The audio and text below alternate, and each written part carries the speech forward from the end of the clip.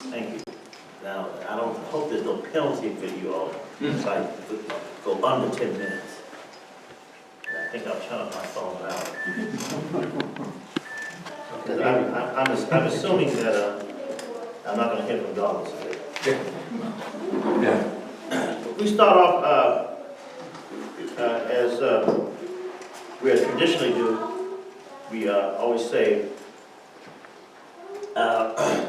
with the name of God the Most High, the merciful benefactor, the merciful Redeemer.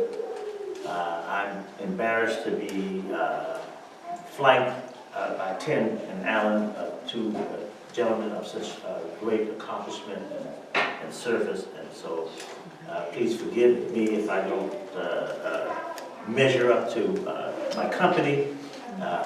I am honored to be with you all, wonderful people. I can see the light, the spirit of goodness in you, and so I am honored and pleased to be with you. Does everyone here know what our topic is today? That helps if I, Very easy topic. You know what the topic is. I think it's the relationship between demonic possession and relationship. Democracy. Okay, I got it now. Read my crib notes. It's unfortunate that I'm going to start first because traditionally Islam, or al-Islam as it is in the Holy Quran, was perceived or understood to be the third of the great Abrahamic faiths. And when I say Abrahamic, I'm not in no way leaving out our dear, beautiful sisters that I see about this wonderful audience. But my, and I'm not off the topic, my understanding of faith communities is that the faith communities are really one community. But as the human family developed and evolved over time,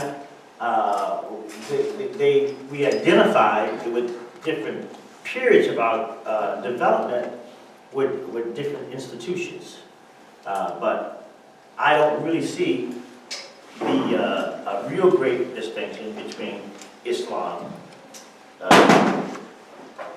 Christianity, and Judaism. I just see them as having the human family growing and developing, not only over time, but over space, and over, of course, circumstances.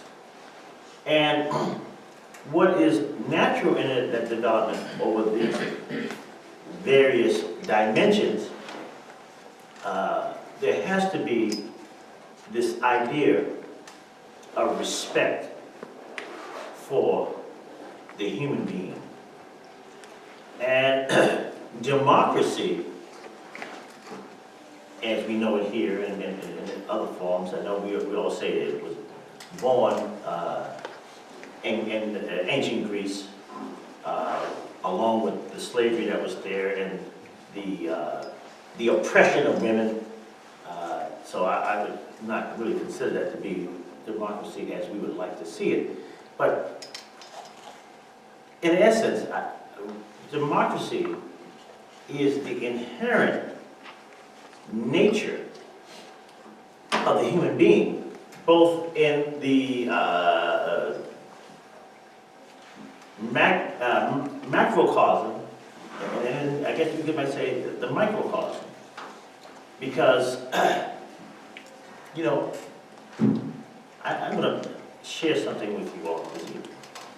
I talk to myself.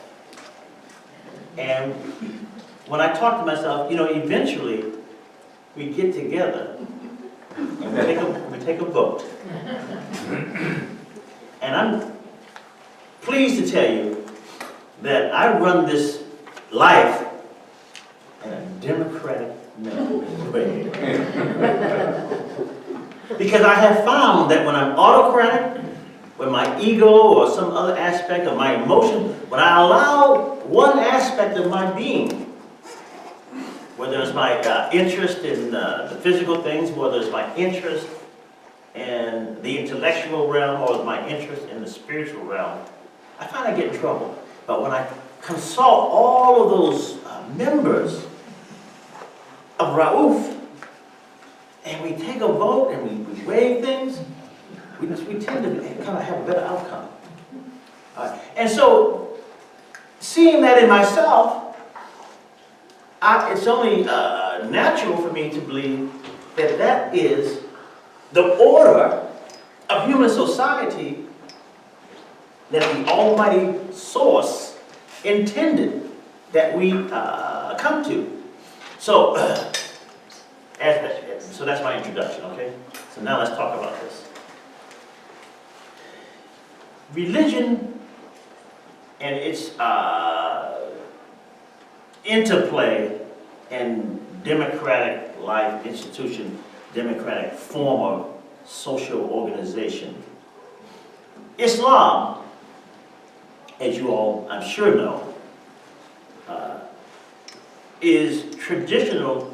It is understood to have begun in the desert of the Hijaz region of what we now call Arabia, the Arabian Peninsula, which is really a well-situated piece of property. I think we should let Donald know about this, because he could make a killing over there. Yeah.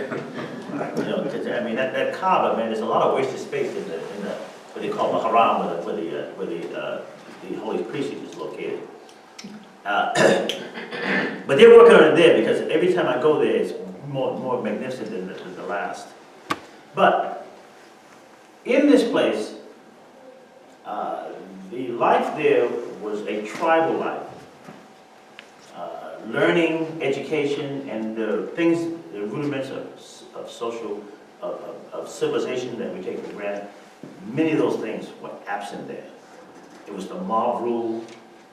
It was a terrible life among the Arab people. But that's not to criticize that body of people, because around that time, we are taught the world was under a great pall called, appropriately, the Dark Ages.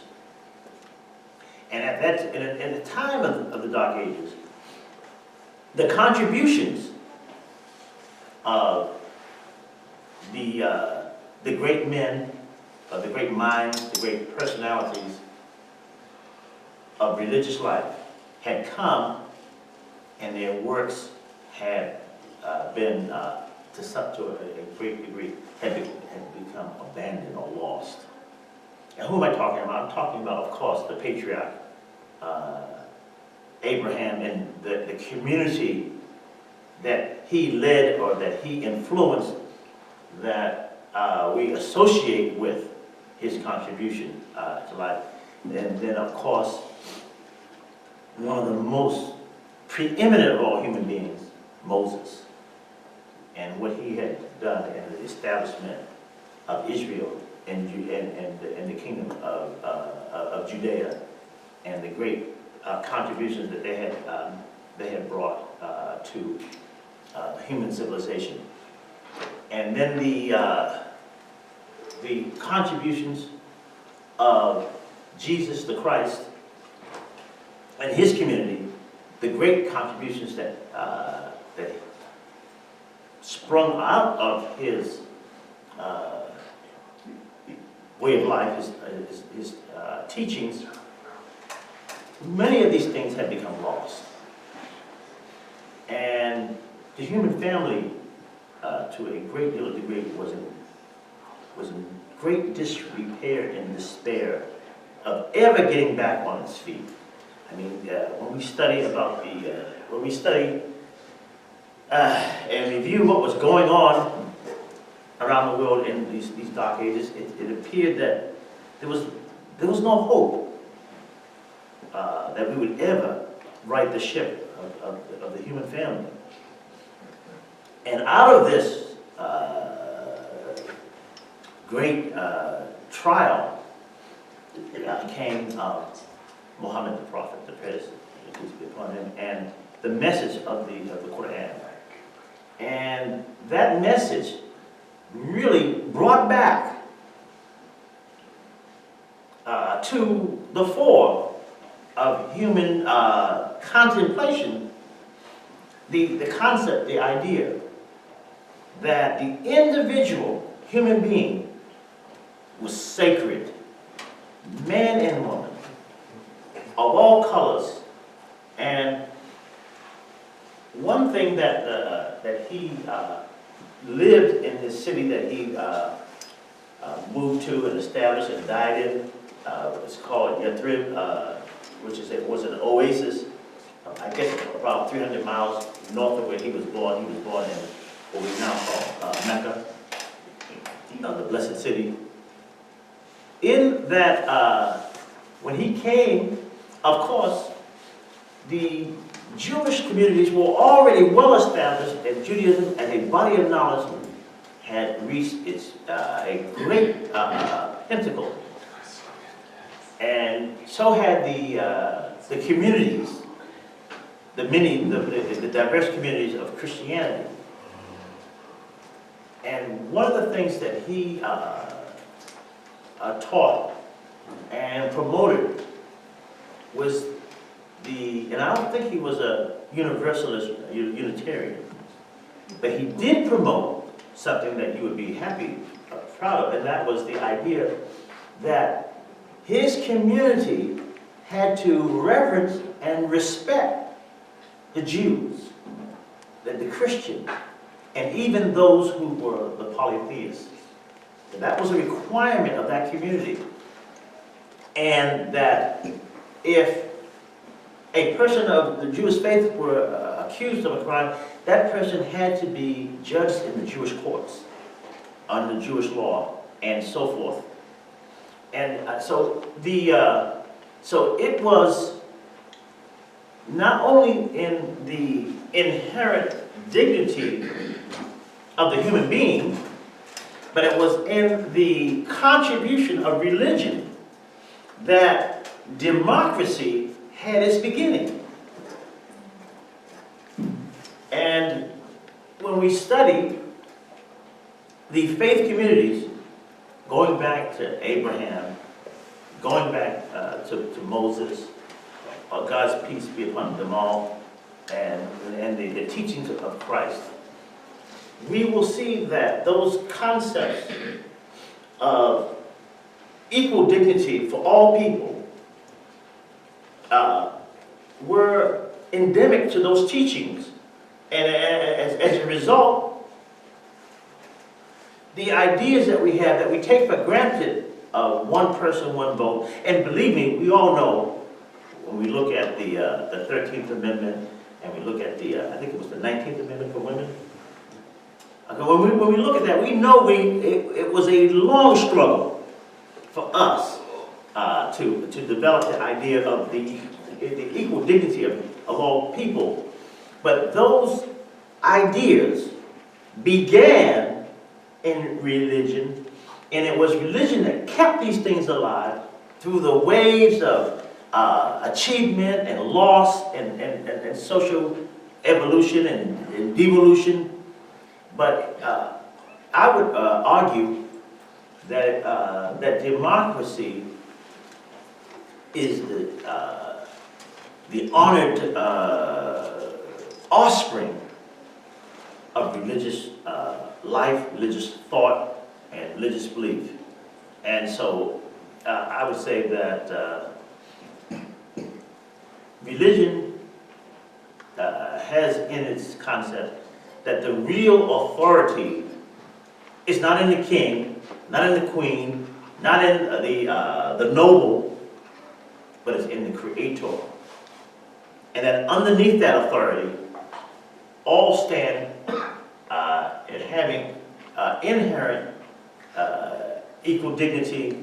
And it was those ideas, those concepts in religion that our great forefathers looked at when they articulated that we were all created equal, and that we had rights that could not be separated from us, and that those rights weren't given.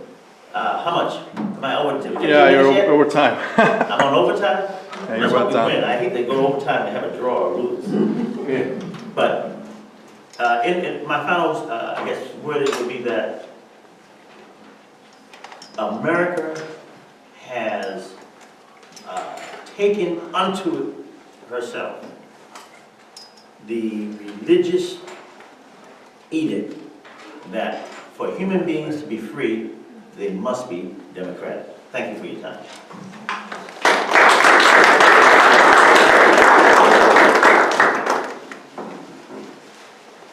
Who is next, or am I next? As someone who lived 3 blocks from Wrigley Field and had an apartment that looked into Wrigley Field, I am making a bit of a sacrifice to be with you tonight. Let's hope tonight turns out much better than last night. I recognize some of you because, as you may know, I have a very deep and abiding friendship with Imam Bilal, the Institute of Islamic and Turkish Studies. See Fatma here. And so I have become heavily invested in interfaith relationships here in Fairfax County, and something I believe in. So my presence here tonight might be timely because I wrote a piece yesterday on the election and scapegoats, and was told by a couple of people in my church that I should stay out of politics. It's a very common thing you hear in religious organizations. And so I asked one gentleman why he said that, and his comment to me was, well, you know, there is this thing called the separation of church and state in this country. I said, well, that has nothing to do with clergy discussing how we live together, because that is what politics really is. How do we live together in spite of our differences? And so politics is not a bad word. How do we figure out how to do this? And so I told him that has nothing to do with separation of church and state is something very, very different. So it's also timely that I'm here on this panel with Alan, because there was a first-century rabbi who was asked a question: is it lawful to pay taxes? Should I pay taxes? It's a trick question, and clergy always get trick questions from congregants or other people wanting to put us on the spot. What is really the true answer here? And so if you know the story, this rabbi named Jesus asked the person to pull a coin out of his pocket. What is the image on that coin? This one happens to be George Washington, but it was Caesar. And Jesus said, honor Caesar. In other words, yes, pay your taxes. It's a good thing to pay taxes. But then asked, honor what is God's image beyond this coin. So where I agree with both of my brothers here, the indelible imprint that we are told in all of our traditions is that we are imprinted with the image of God when we are created. That image far outweighs whatever image is on here. But what Jesus did, as he always did, He made things difficult for people.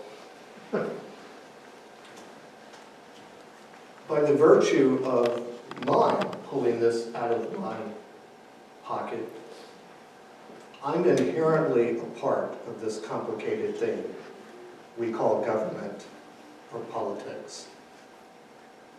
I use this for all sorts of things. To buy food, water, gasoline to get here. So while I can come tonight and talk about God's kingdom being more important than the kingdom you and I live in right now, I'm inherently part of this complicated thing called government because I use Caesar's tool to live my life. And Jesus said that to this person. If you have a trick question, you're part of this. So don't forget that. We're entangled with government, democracy. And so I want us to remember that this is not an either or.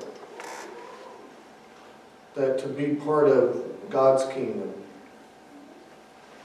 means to also live in this kingdom today.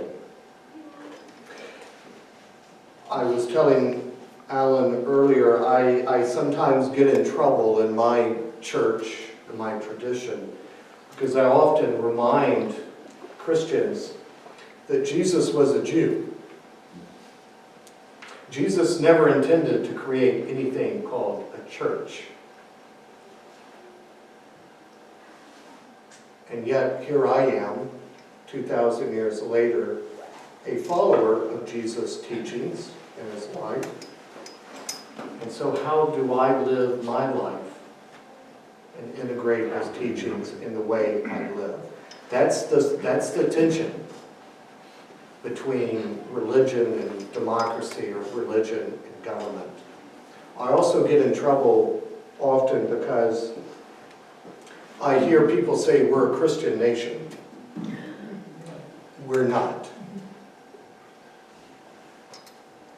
If you look at the behavior of folks in this country, what people value, we're not a Christian nation. Think about this. Think about this quarter. We say we're a Christian nation, and yet it's on Caesar. It's on money that we write and God we trust. Think about the irony of that. It's on Caesar's that we say it's in God we trust. So I struggle a lot with this question about democracy and religion. I grew up in Mississippi. I left Mississippi after college and have never wanted to return out of a lot of anger because of its history and the way it treated quite a number of people in the 50s and 60s and still struggles today, like we all do. With Mississippi, it does not hold the market on racism. With what I grew up with, we're seeing church leaders, clergy, bishops, and whatnot, who stood up behind pulpits and said, we need to treat our brothers and sisters of another color, of another belief, we need to treat them like we wish to be treated. And they were told at the time to keep politics out of the pulpit. I have a hard time keeping politics out of the pulpit. So I may continue to get in trouble.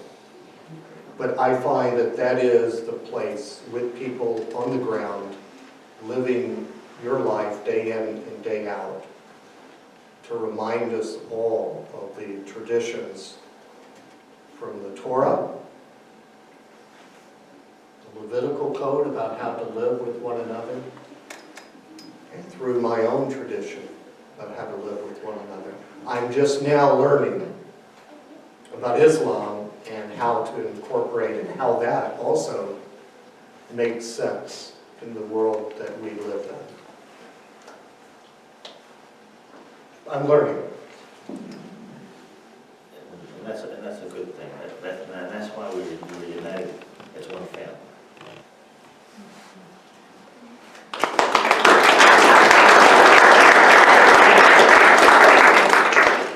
So, good evening, everybody. Thank you all for having me. It's always great to be here in the Thurley Forum, and I really appreciate the invitation. Delightful to be here with you all tonight. Can everybody hear me okay? Yeah? Okay. Okay. What I thought I would do, based on a comment that you made, is actually teach a little Torah tonight.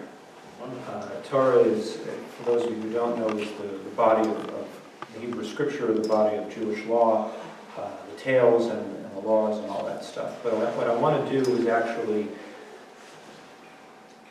share with you how and in what context two inherent values of democracy appear in the texts, and how they underwrite and underscore pretty much everything we do as religious communities and as peoples of faith. So those two concepts are, and you all referred to them earlier, the sanctity of the human person, the inherent value of human life, and number two, the role of the community as part of how we live with one another, and how we do not live by ourselves, but rather we live in communion with others and with others as a community. So where to begin? And I think we begin where most of the things begin in the Torah, which is the revelation at Mount Sinai. And at the revelation at Sinai is described a communal experience which took the form of a covenant between the people and God.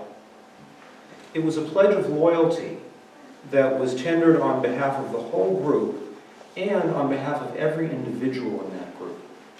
Forgive me, I'm going to sort of look at notes. And being of the people, therefore, depended on the participation of all. Everybody had to be into it in order for this thing to work, which is also the basis of making policy in that period by the congregation or its representatives as elders. In fact, in Jewish thought, this idea goes back so far as to also include the sinner. Because the community of the covenant should never be conceived as aristocratic or elitist. The notion that the pious depend on the sinner and vice versa expresses the democratic principle even in the spiritual sphere. So while the biblical model of governance is monarchical, we got to sort of accept that there were kings in the period of the Bible. The people as a whole, however, play a very key role in the election of the monarch and his authority. Government is clearly not an end in itself, but it has a purpose of serving the public. A special ceremony is even held, according to the Torah, every 7 years, precisely to affirm the rule of law, emphasize the status of the king as the representative of the people, and not the other way around. The democratic process, therefore, is evidenced above all. The best place to find this is Exodus 18:21, where Moses gets a good bit of advice from his father-in-law, Jethro. And what does Jethro say to Moses? Moses is really feeling the burden. He is struggling. How is he going to take care of all of the needs of this new people? They're coming off of the Sinai experience, and they're running around the desert, and there's all this doubt, there's all this anxiety, and there's all this craziness going on. And every question is being brought to Moses. Moses, can I do this on the Sabbath? Moses, how do I deal with my sister-in-law who did X or Y? And Moses is kind of going out of his head a little bit. And Jethro, the father-in-law, comes and he puts his arm around Moses and says, Moses, listen, you can't take the whole burden of the community on your own shoulders. You have to then ease the burden by finding leaders within the community on whom to delegate so that they can be helpful. And it says, this is the text, you should seek out from all of the people men of ability who fear God men of truth, hating unjust profit. However, in Moses, that's what God says. But in Moses' own account of the incident, he says it very, very differently. He says, bring from among yourselves men of wisdom and understanding, well known to your tribes, and I will appoint them as your leaders. Now what is he saying here? He's not saying just find some random people, or look to those people who are over there, and they're, somehow better. People from among the tribes, people who are well known, people who are respected. Those are the people that get elevated to positions of leadership in this ideal, in this Jewish ideal, which I think is definitely shared among other religious faiths as we go forward. But it's at this base. The actual choice was not made by Moses. Not at all. These folks went around tribe by tribe and picked out who their representatives ought to be and sent them to Moses to do the experience with God and have that covenant extended onto them. Moses didn't choose them. People chose them. If this isn't democracy in action, I don't know what is. Now, the Talmud also addresses this question and talks about it a little bit different way. And this is where I bridge a little bit over to the role of the individual. For those of you who don't know what the Talmud is, the Jewish tradition has two parts. There's a written part, which we refer to as the Torah, and an oral transmission, which was then codified in around 250 BC, called the Talmud, which included a number of things, and it's complicated, and I won't go into details. But the Talmud is a mix of stories and law. So I'm going to tell you a story. Rabbi Isaac said, one must not appoint a public leader without first consulting the community. Okay? For as it is said, Moses said to the children of Israel, see, the Lord has nominated Bezalel. Remember Bezalel? He was the person who went and created the Ark of the Covenant. He was the artisan. And God nominated Bezalel. But God said to Moses, Moses, do you think Bezalel is suitable? Think he's all right for the job? And Moses said, Master of the universe, if you think he's suitable, I think he's suitable. But the Almighty said to Moses, said, go ask the children of Israel. Moses went and asked the children of Israel, do you think Bezalel is suitable? And they replied, if both the Almighty and you think he's suitable, we certainly think he's suitable. Typical Talmudic story. Everybody seems to come around at the end. But what is this? What is the reason for public approval? Why do we do this? I'll tell you another Talmud story. In the selection of the court of 3 judges, in a Jewish court there have to be 3 judges, to deal with a monetary quarrel. Each side nominates 1 judge, and the third is chosen jointly. So we do this so that ensure that the judgment will be accepted. Likewise is the choice of a leader. We wish to ensure that his policies will be accepted, and therefore we arrange that he should be chosen by the public. And this goes on and on and on throughout the Torah. I'm not going to read all this because I spent far too much Googling and pulling this all together, but I don't want to bore you with it. But think about this way. Saul is selected by Samuel, but then he's brought to the people of Israel for approval.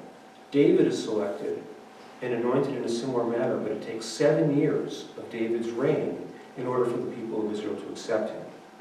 The great sages Hillel and Shammai, for those of you who don't know, Hillel and Shammai were 2 great Talmudic rabbis who disagreed on pretty much everything. Hillel said the candles need to be lit 1 to 8, and Shammai said the candles have to be lit 8 to 1, and I can go on and on and on. Diametrically opposed pretty much in every way possible. Okay? But they introduced legislation, okay, and the rabbis can say yes or no, right or left, but unless the community accepts it, it isn't considered the law. And in fact, so much so in the Talmudic tradition that a custom among the people is considered more important than the divine law that comes out of the Torah. I can give you examples of it, but they're very esoteric, and I won't bother you with it. But trust me, that the formal code of Jewish law has a lot more to do with Jewish traditions than sometimes it has to do with the text of the text itself. So that has to do with the people of the community. Central to the idea, though, and my 2 friends raised this earlier, and with this I will close, is the, and I don't have to extrapolate it because y'all have talked about it a lot, is the idea of the inherent value of the individual. We all know the golden rule, right? You should love your neighbor as thyself. Another Talmudic discussion, however, came up as to what does this mean? You should love your neighbor as yourself. Well, what happens if you don't like yourself very much? Seriously, this is in the Talmud. Yeah. No, well, you know, if you don't like yourself very much, maybe you can treat somebody else poorly, right? And this was a comment by a man named Ben Azai, who had this discussion with Rabbi Akiva, one of the greatest sages, who was rooted in this idea of loving your neighbor as yourself. And you can talk about this, whether it's it's peculiarism, being very peculiar, or being more universalistic in your view. I think that's not the point. The most important point here is that every human being is created in the image of God. So the universal moral responsibility that God demands of us is clear in each and every person. And that's why Akiva prefers the golden rule.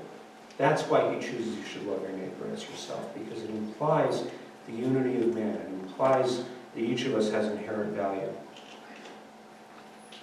I think I've got more I can talk about, but I think I'll stop because I think there's a lot more in the questions than in the speeches. But let me then just sum up two ideas from Judaism. Number one, the role of the community. Nothing gets done without community assent. Nothing gets done without the community buying in. Sometimes that's by voting, and sometimes that's by practice. And the second is the inherent value of the individual created in the image of God, and that every single person requires and demands respect, and that is the essential human right that underscores all of democracy that existed well before the Greeks ever got hold of it. So with that, I will say thank you.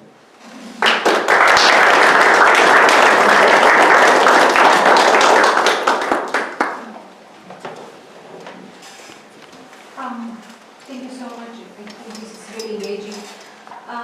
My question is seeking to put religion in historical perspective. The three of you argued that the grain of equality, moral equity of all human beings is within religion, and that basically religion created democracy. However, if we think historically, from Jesus on, through the Middle Ages in Europe, and through the Inquisition and so on, we see that, yes, this was the peak of religiosity. I would say that the biggest number of people abiding by religion, waging religious wars, but democracy did not really occur by the time it developed here fully as a system on the new American continent. As Tocqueville said, this was the first place where democracy and religion seemed to click together and produce something really amazing for the human spirit and the institutions of democracy. So I'm wondering why the religious institutions did not work in this way of promoting democracy, just the other way. They were conservative institutions that were against the French Revolution and more representative government. But when religion came on the new continent with the diversity and the different colonies, it seemed to work differently than it was working in the Middle East or in Europe. So it seems to me that religion by itself is not necessarily democratic. It was something that made it so in some way, and possibly continues to make it so within the within the American context. I want to jump to that. I think say something about it. I would argue that, in fact, you're absolutely right. But you said that sort of the people were the apex of religiosity during the religious wars or the Inquisitions, and I would actually argue that was the worst period of time. That was the opposite of what religion demands. And that was power. Those were people asserting power using religion as a way to oppress others, which is something that we all have to be very, very careful about. So what I think happened in the new continent was this notion of freedom of religion. That was the new element here, that one could not be compelled to follow a particular faith, that one's faith was to be respected, and it was not perfect by any means. I mean, happened in Rhode Island and all kinds of issues among various sects in the New American continent. But as we've kind of worked this out, the idea that one can be both religious and have a society that has freedom of religion is the new secret sauce in America, which is why I think we have a fighting shot. Okay, but let's not jump to, this is really very important. I think that that is a point of view. I differ. I would say that democracy started in religion and was practiced in religion, but we're human beings over time. If you look at the history of Islam, it started one way, but it devolved into something that was terrible and oppressive. But it wasn't that the concepts of the faith changed, it was that they were taken over by immoral persons and abused. And that America did not practice the democracy we love right now in the beginning. In the beginning, women had no souls. They had no rights to go to court. A woman was considered to be the sort of the child of her husband. It's just very recently that a married woman can say no to her husband if he wants to have sex with her. The law says she had no right to refuse. She had no right to inherit. So there were many things in America that were abhorrent to our idea of equal dignity to all people. You may have missed this particular TV show, but there was this thing called chattel slavery that happened in America, in which people, human beings, were considered 3/5 of a human being, meaning that they were missing two of the senses, hearing and vision. But that's, again, like the oral tradition. That's another discussion for another day. But circumstances, the mercy of God and circumstances brought about this democracy. It was a divine intervention that we had to, in order to fight England, we had to develop these ideas. We don't need everybody's help. And that's how democracy came about. Because first of all, the ideas of democracy didn't start here. Those concepts had been moving throughout the world from the times of the religion, the times of the Renaissance, and it was these great forefathers reading the Torah, reading the Gospel, reading the Quran, that they extracted these principles, and then they had to sell these ideas, the ideas of equality. People, when they were speaking, and yes, and to Tim's point, they made a strong effort not to put the name of Christ on anything in the beginning, in order that there be this idea of having a fertile field for religious concepts to be able to grow and develop without the government intervening. But when you study history and go back and see how Moses' community was led by him when he was there, you see a democratic community. The authority of Moses was not the authority of a king. The authority of Moses was the authority of a person of great reverence and respect. It was the love of people for Moses that caused them. He didn't make them leave Egypt. He was their savior, and they loved him for it, and they trusted him. So it's same as Christ. Christ didn't have any police over the disciples. They left the water, the fish, to come on land, to follow him, to develop this difficult amalgam of the worldly government of Caesar and the spiritual government of God. So what we're getting here today is we're getting the end product of the coming to adulthood of the human society, Just like you crawled, we were crawling during those periods of the Inquisition, during those periods when the Muslims were cutting off people's heads. But as you grew into the beautiful person that you are, society is growing. And this part of what this election that we're about to have is this great test. We've had this Negro in the White House for 8 years. Are we going to go back to those things that we liked when America was great and ugly? Are we going to continue this experiment? And it's not that Hillary is the heaven that we're looking for, but we want to be progressive. Remember, they're trying to push her to be a progressive.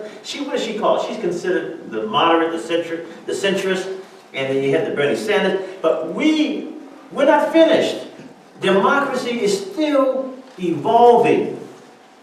There are still people out there who perhaps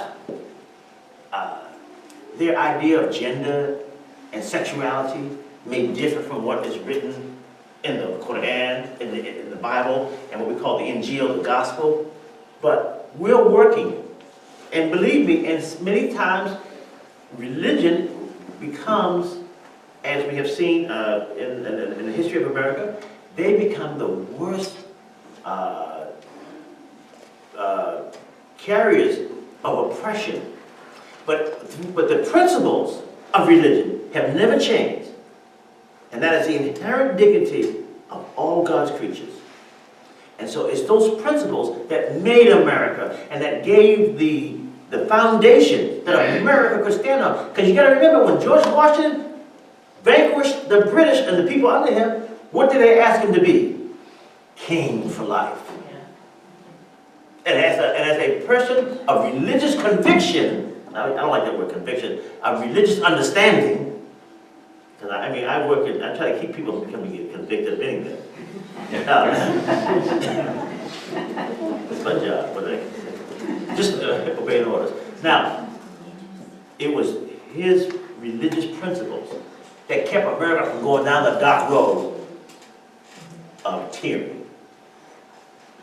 So we're coming to a conclusion that pluralism of religion, not religion per se, pluralism of religion, because in Europe you would not have pluralism of religion. You have here pluralism of religion and freedom of it that actually produces representative institutions. And if you're George Washington and you're free, but you're raised with religious morality, yes, then you would not want to be a king for life. Okay? So it seems really the plurality, the freedom, kind of playing out the religious thing, but in a different way. George Washington was stopped one Sunday morning on horseback and nearly cited for traveling too far on horseback on a Sunday. So this idea of freedom of religion has all kinds of shades. But I would like to add that if you think about it, because we vote, democracy inherently changes. It's an experiment that changes every time we vote.